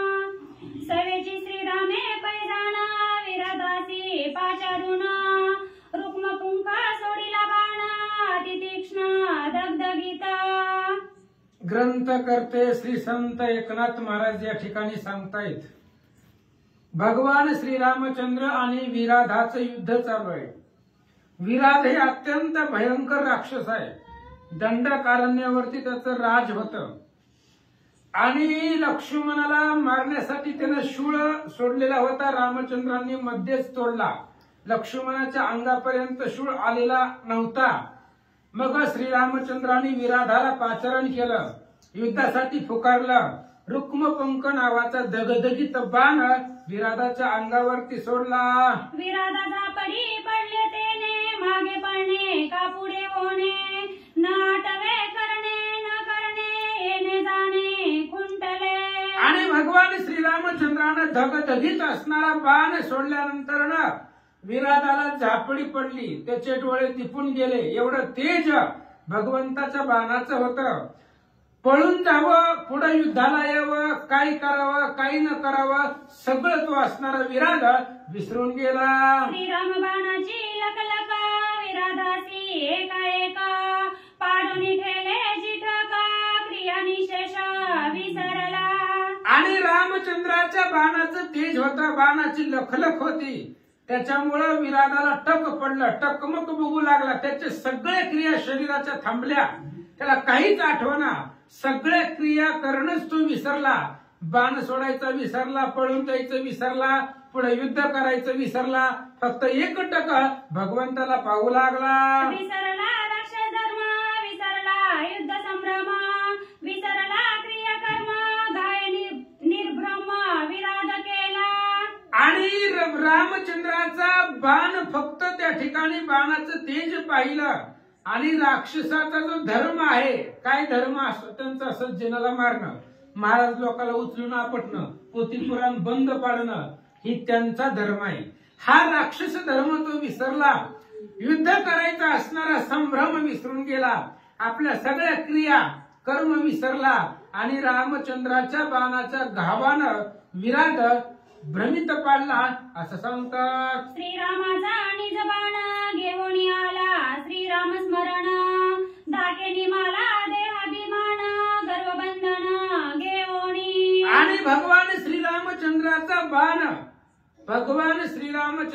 बाण आला आणि तो बाण रामचंद्राचं स्मरण करत होता. प्रत्येक बाण भगवंताचं भजन करत होता. आणि तो असणारा स्मरण करत असल्यामुळं त्या बाणाच्या धाकानं विराधाच्या देहाचा जो अभिमान होता, हे सगळं आपलं आहे तो म्हणत होता. आपल्या ताकदीचा जो परिणाम आहे, ही मग अशी पळत होती दोघ जण संगत, वैर भाव विसरून, हे आपल्या ताकदीचा परिणाम आहे असा जो अभिमान होता, तो देहाचा अभिमान संपला. त्या विराधाचं गर्भबंधन भगवंताच्या बाणानं छेदून टाकलं. ऐसी हृदया शुद्धी देखून हृदय भेदला, श्रीराम बाण बोध पावनी संपूर्ण, राक्षसे प्राण सोडिला. अशा पद्धतीची हृदय शुद्धी पाहिली. त्याच्या हृदयाची शुद्धी झाल्यानंतर मग बाणानं हृदयामध्ये प्रवेश केला. अंतःकरण मळीन असल्यावर बाण सुद्धा प्रवेश करत नाही. श्रीरामचंद्राचा बाण आहे. आधी अंतःकरण त्याचं शुद्ध केला. अंतःकरणामधले सगळे अभिमान संपले. हृदयाची शुद्धी झाल्यानंतर बाण हृदयामध्ये घुसला. त्यावेळेस विराट मरण पावला. धन्य श्रीरामाचा बाण लागता राक्षसे सोडिला प्राण बोधा पावला संपूर्ण तेची निरूपण अवतारा. धन्य असणारा भगवान श्रीरामचंद्राचा बाण आहे. आणि तो बाण लागल्याबरोबर विराधानं प्राण सोडला. प्राण सोडायच्या आधी रामचंद्राचं बाणानं जी स्मरण केलं होतं ती कानानं ऐकलं. याच्या आधी सीतेची संगत लाभली होती. काही क्षणिक का होईना, तात्पुरती का होईना, पण सीतेची संगत लागलेली होती महाराज. आणि सीता ही भक्त आहे. सीतेची संगत लागल्यामुळं त्या असणाऱ्या विराधाला बोध निर्माण झाला. त्या बाणानं केलेलं स्मरण त्याच्यामुळं बोध प्राप्त झाला. ऐका. बाणे बेदिले जिवारा वाटी रुधिराचे पूर विकळ पडता शरीर हर्ष निर्भर विराद. आणि त्या असणाऱ्या विराधाच्या जिवाराला हृदयाला बाण लागला. सगळ्या अंगामधून रक्ताचे पूर वाहू लागले. एवढा असणारा धिप्पाड शरीराचा तो विराध, त्याच्या अंगामधून रक्ताच्या नद्या वाहू लागल्या. विकळ शरीर पडलं. आणि एवढी शरीराची अवस्था झाली तरी सुद्धा विराधाला आनंद वाटला. भेदता श्रीरामाचा बाण विकळेंद्रिय चलित प्राण गाय सुख पावला संपूर्ण दुःख निर्दळण श्रीराम बाणे. आणि अशा पद्धतीने रामचंद्राचा बाण भेदल्यानंतर सगळे इंद्रिय विकळ झाले. इंद्रियाचा प्राण थांबला. सगळे इंद्रिय विकळ पडले. घाव रामचंद्राच्या बाणाचा लागल्यानंतर त्या विराधाचा अभिमानाचं दुःखाचं निर्दळन झालं आणि सुख प्राप्त झालं. गाव लागता वावे दुःख दुःख जावणी पावला सुख विराधा झाला परम हरिका बाणे अलौकिक सुखी केले. आणि घाव लागल्यानंतर दुःख होतं. कोणताही घाव लागला की शरीराला त्रास होतो, दुःख होतं. पण बाण रामचंद्राचा लागल्यामुळे त्याचं दुःख संपला आणि परम सुख विराधाला प्राप्त झालं. अत्यंत आनंद वाटला. रामचंद्राच्या बाणानं विराधाला सुखी केला. धन्य धन्य हे श्रीराममूर्ती धन्य धन्य ही बाणाची सुख शक्ती धन्य धन्य हे सीता सती स्पर्श निर्मुक्ती राक्षसत्वा. आणि धन्य असणारी रामचंद्राची मूर्ती आहे. धन्य असणारी बाणाची शक्ती आहे. आणि धन्य धन्य सीता सती. सीतेला धन्यवाद दिला महाराज, कारण तिची संगत लाभली होती. आणि त्या सीतेची संगत लाभल्यामुळं विराधाचा उद्धार झाला. कारण सीता ही भक्त आहे. तिची संगत लाभणाऱ्याचा उद्धार निश्चित होतो महाराज. लक्ष्मणे कोकुणी उद्भट घोरारण्ये केले सपाट माझ्या मोक्षाचे ते वाट केली निर्दुष्ट सौमित्रे. धन्य धन्य सीता सती. ही चोवी सांगायची होती पण मला आठवण गेलं. अशोक वनामधली ती जी सीतेची संगती होती, काय नाव तिचं महाराज? त्रिजटा. रावणाची बहीण सीतेच्या संगतीमध्ये आली. आणि ती त्रिजटा म्हणजे राक्षसी वृत्तीचं कर्म तिचं. रोज हाड खाणारी ती त्रिजटा. दुष्टकर्मी हाड खाईर त्यासे भेटला रघुवीर. संघाचा हा बळीवार वदवया वक्र नाही. अहो हाड खाणारी रोज राक्षस पण सीतेची संगत लाभली म्हणून धन्य धन्य सीता सती. विराधाला तात्पुरती का होईना सीतेची संगत लाभली आणि संगतीमुळं त्या विराधाचा उद्धार झाला. लक्ष्मणाने जी वनाचा सपाटा केलेला होता, वन छेदून टाकलं होतं, ते वन छेदन म्हणजेच मी जी मोक्षाला जाणार आहे त्या मोक्षाची वाट लक्ष्मणानं मोकळी केली असं विराट सांगू लागला. जो का करी शुद्ध मित्र त्यासी म्हणती सौमित्र लक्ष्मण सुमित्र साचार निशाचार मी सुखी केलो. आणि जो शुद्ध मित्र करतो त्यालाच सुमित्र म्हणतात. मैत्री सुद्धा चांगलीशी करावी महाराज. कोणाशी मैत्री करतोय आपण? शुद्ध मित्र. आपला जो मित्र आहे तो शुद्ध सत्वाचा असला पाहिजे. मित्रापासून आपण सद्गतीला गेलो पाहिजे. आणि बरेच मित्र आहेत महाराज, अधोगतीला घेऊन जातात. सदगतीला नेणारा मित्र पाहिजे, त्यालाच सुमित्र म्हणताय. हा लक्ष्मण सुमित्र आहे, त्यानं माझी असणारी मोक्षाची वाट रिकामी केली, असा असणारा सत्य साचार तू सुमित्र आहे. विराट सांगू लागला, मी राक्षसाती अपवित्र, श्रीराम बाणे केलो पवित्र. मज वंदिती सुरनरा, सुखी साचार केलो बाणे. मी राक्षस अत्यंत अपवित्र आहे, अत्यंत त्या ठिकाणी अपवित्र वागणारा राहणारा आहे. पण रामचंद्राचा बाण लागल्यानंतर ना सगळे विकार संपले आणि त्या बाणाचा एवढा प्रताप आहे, आता मोठमोठाली देव लोक सुद्धा मला नमस्कार करतात, कारण रामाच्या बाणानं मेलेला आहे. त्याच्यामुळे माझा उद्धार निश्चित आहे. आता देव लोक सुद्धा मला नमस्कार करतील. अपवित्र राक्षस जो होता त्या देहाचं निर्दळन केलं आणि सुखी केलं. विराट सांगू लागला, बाणी कायचा सुख संभ्रमा, बाणी सुख रूपा श्रीरामा. बाणी सबाह्य श्रीराम परमा, सुख संभ्रम तेने मजा. बाण लागल्यानंतर सुख होत नाही, शरीराला दुःखच होतं महाराज. शरीराला दुःख होतं, पण शरीरामध्ये जो अंशरूपी आत्मा आहे त्याला सुख होतं. कारण आपण मरताना कसं बी मरण येतं महाराज, मरताना भगवंताचं भजन केलं की मोक्षच भेटतो. अंतकाळी जी मती त्याची तयाची स्मृती, अंतकाळाला जी मती असते त्याच असणारं त्याला पुढचं प्राप्त होत असतं. त्यामुळं मरताना भगवंताचं भजन केले की भगवंतापाशीच जातं. आणि अंत्यकाळाला भगवंताचं भजन ऐकताना मृत्यू आला, त्याच्यामुळं बाणानं मला सुखी केलं. बाण हे सुखरूप श्रीराम रामचंद्राचा बाण आहे आणि सबाह्य आत आणि बाहेर सगळीकडे राम कोंदलेला होता. त्यामुळे रामाच्या बाणानं सुख झालं. विराट सांगू लागला, शापे राक्षसा तनु अधमा, त्या शापाचे करुणी भस्मा. श्रीरामे सुखे केले परमा, निजात्मधाम ठाकावया. आणि राक्षसाचा देह मिळालेला होता, विराट आला. शापानं राक्षस झालेला होता, तो मुळात राक्षस नव्हता. कोणा काहीतरी अपराध घडल्यामुळे तो राक्षस झाला आणि राक्षसामुळेही राक्षसाचं शरीर होता.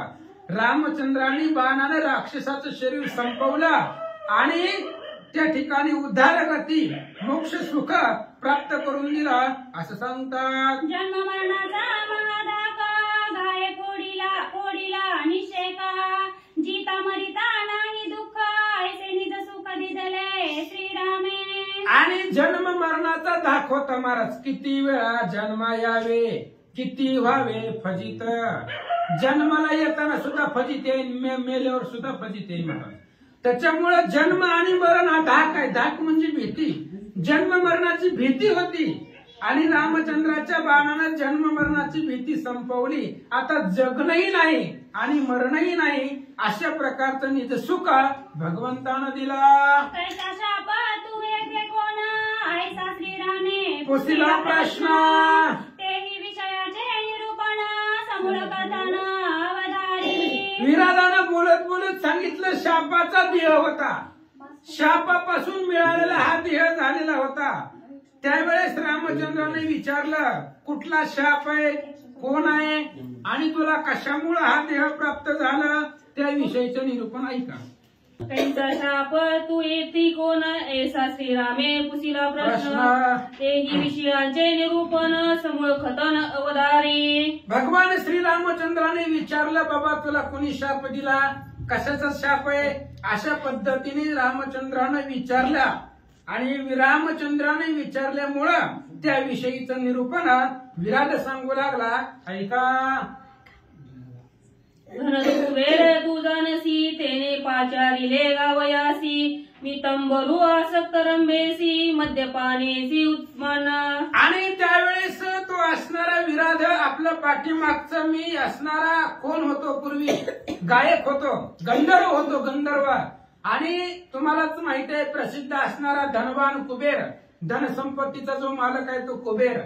त्या कुबेरानं मला एकदा गायन करण्यासाठी बोलवलं होतं. चांगलं गायन होतं माझं, त्याच्यामुळं मला बोलवलं होतं आणि मी गायन करण्यासाठी गेलो होतो. पण तिथं असणाऱ्या त्या सभेमध्ये अनेक अप्सरा होत्या त्याच्यामुळं या अप्सरेला पाहिलं आणि मी मद्य पिऊन आलो, उन्मत्त झालो असं सांगतात. बळे मजने तेथ देखुन्या मद गर्वित तू राक्षस होशी उन्मत्त घोर वनात अघोरा. आणि मग मी गायन करण्याच्या परिस्थितीमध्ये नव्हतो, पण अचानक कुबेरांचा निरोप आला आणि अगोदर मी मद्यप्राशन केलेलं होतं, त्यामुळं मला गायन करण्यासाठी जमत नव्हतं. पण अचानक कुबेराची ऑर्डर आल्यामुळे मी गायन करायला गेलो. बळजबरीनं मला तिथं नेल्याबरोबर कुबेरानं पाहिलं, अत्यंत मदगर्वित झालेलो होतो.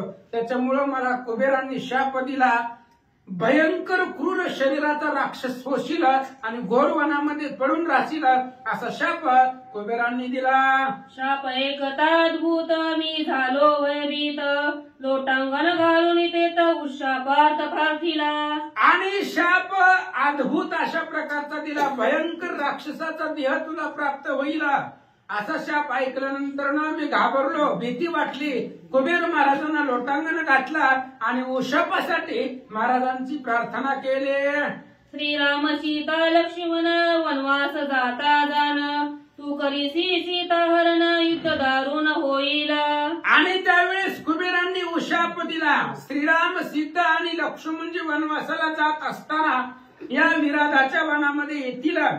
आल्यानंतर ना तू सीतेचं हरण करायचं आणि रामचंद्राचं आणि तुझं भयंकर युद्ध होईल. आणि त्या युद्धामध्ये रामचंद्राचा बाण लागला, तुझा उद्धार होईल. उशाप महाराजांनी दिला.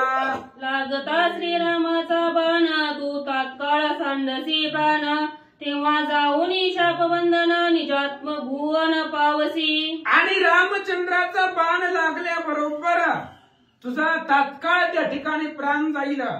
तुझा असणारा प्राण गेल्यानंतर राक्षसाचं जे शरीर आहे ते शरीर संपून तुला त्या ठिकाणी पूर्वी जो गंधर्व आहे त्या गंधर्वाचं शरीर तुला प्राप्त होईल, तुझा उद्धार होईल असा उशाप कुबेरांनी दिला. ऐसा उशापाची निज कथा ते आजी झाले तत्वता तुझा भान लागता श्री रघुनाथा अलौकिकता सुख प्राप्ती. आणि अशा पद्धतीची शापाची जी कथा होती ती विराधानं श्रीरामचंद्राला सांगितली कशामुळे रामचंद्राचा बाण लागल्यामुळे त्याला पूर्वस्मरण आठवलं, पाठीमागची कथा आठवली. रामचंद्राच्या बाणानं विराधाचं शरीर संपलं, शरीर सांडलं आणि कुबेर रूपी त्याचा असणारा शरीर तयार झालं. त्याच्यामुळं त्याला ते सगळं असणारं पूर्वस्मरण आठवलं आणि ती कथा रामचंद्राला सांगितले. तुझ्या बाणाची होती भेटी कोह सोह त्रिपुटी छे दोन्ही उठाउटी स्वानंद पुष्टी सुखी केले. तुमचा असणारा बाण लागल्यानंतर अहंकाराचं अहम सोम कोमी त्रिपुटी आहे. त्रिपुटी अहंकार त्या ठिकाणी संपला आणि अलौकिक अशा प्रकारचं सुख तुमच्या बाणाने प्राप्त झाला. लागता जे तुझ्या निज बाण माझे निवटिले जन्म मरण शापवा पुढे ते कोण सुख संपूर्ण पावलो. तुमचा बाण लागल्यानंतर माझा उद्धार झाला, शापाचं निर्दळन होणारच होतं, कारण तुमच्या बाणामध्ये तेवढं सामर्थ्य आहे. जन्म आणि मरणाचं निर्दळन केलंय. मला तुमचा बाण लागल्यानंतर माझं जन्म आणि मरण संपलं, ही तुमच्या बाणाची स्थिती आहे आणि त्या बाणानं मला सुख प्राप्त झाला. ते झाली सुख प्राप्ती त्यासी कधी नवे विक्रती कल्पक्ती नवेची स्तुती एसी सुख प्राप्ती श्रीराम बाणे. आणि तुमच्या बाणापासून जी सुख मिळालेलं आहे त्या सुखाला कधीच क्षय नाही. बाकीचे सगळे सुख संपणारे असतात, पण तुमच्या बाणापासून जे सुख भेटलंय ते अक्षय सुख आहे, ते कधीच न संपणार सुख आहे. अशा पद्धतीने सुखी तुमच्या बाणामुळे झालो. मज उशापे गंधर्व प्राप्ती गंधर्व देही करिता वस्ती मज बाधे ना देह अंकृती एसी नित्य मुक्ती श्रीराम बाणे. मला शाप दिला होता कुबेर महाराजांनी आणि शाप देण्याच्या आधी मला अहंकार होता, तेव्हाही मी गंधर्वच होतो, पण त्यावेळेस खूप अहंकार होता. माझ्यासारखा गायनाचार्य ह्या कुबेर नगरीमध्ये कुणीच नाही. पण ज्यावेळेस तुमचा बाण लागला, विराधाचं शरीर संपलं, त्यावेळेस मला अलौकिक सुख प्राप्त झालं. आणि पुढे मी गंधर्व देहामध्ये जरी वस्ती केली, मला गंधर्वाचा जरी देह प्राप्त झाला तरी सुद्धा देहाचा अहंकार मला बाधू शकणार नाही. ऐसे बोलोनी आपण श्रीरामासी केले नमन, तव विरादासी विमान दे दिव्यापान उतरले. अशा पद्धतीने लगेचच रामचंद्राला नमस्कार केला विराधानं, गंधर्वानं, आणि नमस्कार केल्याबरोबर लगेच त्याला घेऊन जायला विमान आलं. भगवान श्रीरामचंद्राच्या बाणामुळं विमान घेऊन जायला आलं असं सांगतात. राक्षस देह सांडोनिक स्थिती विराध बैसता विमानाप्रती, श्रीरामाचे वस्ती स्थिती गणोक्ती सांगत. आणि लगेचच राक्षसाचा देह सोडून दिल्याबरोबर विराट विमानामध्ये बसला. आणि विमानामध्ये बसल्यानंतर त्याला अद्भुत ज्ञान प्राप्त झालं. विमानामध्ये प्रवेश केला. रामचंद्राच्या बाणानं विराटाचा देह संपला. गंधर्वाचा देह प्राप्त झाला. विमानामध्ये बसला आणि रामचंद्राला कुठं जायचं तो मार्ग सांगू लागला. येथोनी अर्ध योजना शरभंग वसे तपोधन, तपस्तेशे देदी म्यापन तेथे आपण अवश्य जावे. आणि तो असणारा विराट रामचंद्राने आपल्यावरती उपकार केला, त्याच्यामुळे काहीतरी उत्तीर्ण म्हणून विमानामधून विराट सांगू लागला, भगवंता इथून अर्ध योजन अंतरावरती शरभंग नावाचे ऋषी आहे. त्या ऋषींचा आश्रम आहे. त्या ऋषींच्या आश्रमामध्ये तुम्ही जावा. विराट सांगू लागला, तो तुम्हा वनवासाची गती सांगेल वनवासाची स्थिती, तुझेनी त्याची निजमुक्ती जाणस निश्चिती श्रीरामा. आणि पुढे वनवासाची जी गती आहे तो तुम्हाला सांगेल. तुम्ही वनवास कुठं करायचा, कसा करायचा शरभंग महाराज ऋषी सांगतील. त्यामुळं त्या असणाऱ्या शरभंग ऋषीच्या आश्रमामध्ये तुम्ही जावा, त्यांनी भेट द्या, त्यांना दर्शन द्या. विराट सांगू लागला, इंद्र आला शरभंग नापाशी, त्यासी न्यावया सत्यलोकाशी, तो राहिले तुझ्या भेटीशी सत्यलोकाशी नवचोनी. आणि विराट सांगू लागला, काल परवा घडलेली घटना आहे. शरभंग ऋषी एवढे तपस्वी होते आणि त्यांना घेऊन जाण्यासाठी इंद्र आलेले होते. दैदिप्यमान इंद्राचं विमान घेऊन इंद्र आलेला होता. सत्यलोकाला घेऊन जावं महाराजांना म्हणून विमान घेऊन इंद्र आलेला होता. पण महाराज गेले नाहीत. काय करायचं सत्यलोकाला आणि वैकुंठाला जाऊन? वैकुंठी जाऊन काय बा करावे, उगेच बैसावे मौन रोख. तिथं काय आधी आहे का रामायणाचं? काहीच नाही. तिथं उगच एकमेकाच्या तोंडाकडे बघत बसावं लागतंय वैकुंठामध्ये. काही नाही तिथं. आम्हाला माहिती आहे सगळं, वाचलंय म्हणून माहिती. आणि अशा पद्धतीने त्या वैकुंठामध्ये, स्वर्गालोकामध्ये, सत्यलोकामध्ये काहीच नाही. मग तुझी भेटी घेण्यासाठी तो शरभंग ऋषी थांबलेले आहेत. विराट सांगू लागला, श्रीराम दंडकारण्य आला त्याने विराट मारिला, तुझा प्रताप जाणोनी भला असे राहिला भेटीसी. शरभंग ऋषीला माहिती होतं लाईव्ह टेलिकास्ट चालू होतं त्यावेळेस. अंतर्ज्ञानानं समर्थ होते महाराज ते. ऋषी लोक अद्भुत ज्ञानी तपस्वी होते. विराट मारल्याबरोबर शरभंग ऋषीला कळले की रामचंद्र आले. कारण रामाशिवाय विराटाला दुसरं कोण मारणार आहे. त्या विराटाची एवढी ताकद होती महाराज. जया विराधा भेणे सर्वदा पळे रावणा, तो श्रीरामे मारोनिया जाणा, तुझं संपूर्ण वधू आला. युद्धकांड दे 8वा. अंगद महाराज सांगतात, अरे ज्या विराधाच्या भीतीनं रावण पळत होता, रावण सुद्धा त्या वनामध्ये येत नव्हता, असा विराधाला मारलं. शरभंग ऋषींना लक्षात आलं. म्हणून तुमची भेट घेण्यासाठी शरभंग ऋषीला आनंद आहे, तर त्यांच्या भेटीसाठी जावा. विराट सांगू लागला, श्रीरामाच्या भेटी पुढे सत्यलोक ते बापुढे, ऐसे ज्ञान त्याशी धड पुढे भेटीचे चाडे तिष्ठत. शरभंग ऋषीला अद्भुत ज्ञान होतं महाराज. रामचंद्राची भेट घेतल्याशिवाय जायचं नाही. अहो रामचंद्राच्या भेटी पुढे सत्यलोक बापूड आहे. काय करायचं सत्यलोकामध्ये जाऊन? रामचंद्राचं एकदा दर्शन झालं की या संपूर्ण जन्म मरणाच्या आवर्तामधून मुक्त होतोय. अशा पद्धतीचं ज्ञान शरभंग ऋषींना होतं. म्हणून इंद्राला सुद्धा माघारी पाठवलं असं सांगतात. मज सुखी केले राक्षसाशी, तैसेची सुखी करा शरभंगाशी, विराधे सांगोनी श्रीरामाशी, पुढती दिगांशी वंदिले. आणि विराधानं सांगितलं, भगवंता जसं मला सुखी केलं, जन्म मरणाच्या आवर्तामधून माझा उद्धार झाला, तसंच शरभंग महाराजांना सुद्धा तुम्ही सुखी करा. त्यांनाही त्यांचाही उद्धार करा असं विराधानं सांगितलं. श्रीराम लक्ष्मण सीता यांना नमस्कार केला. मग पैसोनी विमानी प्रवेशला निजात्मभुवनी श्रीरामचरित्र देखुनी विस्मित मुनी मुनीसुरवर. आणि अशा पद्धतीने रामचंद्राला सांगितलं, नमस्कार केला, विमानामध्ये बसला आणि रामचंद्राचं चरित्र सर्व देवलोकांनी पाहिलं. आश्चर्य वाटू लागला. मग करिता जय जयकार वर्षती सुमनांचे संभार विराध वधोनी दुर्धर रामचंद्र निज विजयी. जय जयकार करू लागले महाराज भगवंताच्या नावाचा. वरून आकाशामधून स्वर्गाहून देव करिता ती फुलांचा वर्षाव त्या असणाऱ्या भगवंतावरती केला. दुर्धर अशा प्रकारचा विराध श्रीरामचंद्रांनी मारला आणि रामाला विजय मिळाला. विरदाचे घोर वन तेथे विरिघो शके कोण तोही तारीला विंदोनी बाण कृपाळू पूर्ण श्रीरामा. भयंकर वन होतं त्या विराधाचं आणि त्या विराधाच्या वनामध्ये कुणीच जात नव्हतं. अशा पद्धतीचं दुर्धर वन त्या विराधाचं होतं. रामचंद्रांनी विराधाला मारलं आणि त्या विराधाचा उद्धार केला.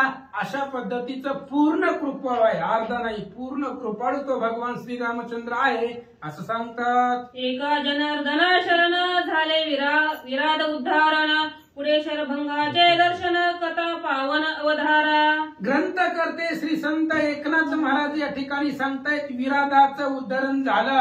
आता पुढं शरभंग ऋषीचं त्या ठिकाणी दर्शन भगवान श्रीरामचंद्राला होईल. ती पावन कथा ऐका. स्वास्ती श्री भावार्थ रामायणे अरण्यकांडे एका करटिया विराध वदो नाम द्वितीय अध्याय.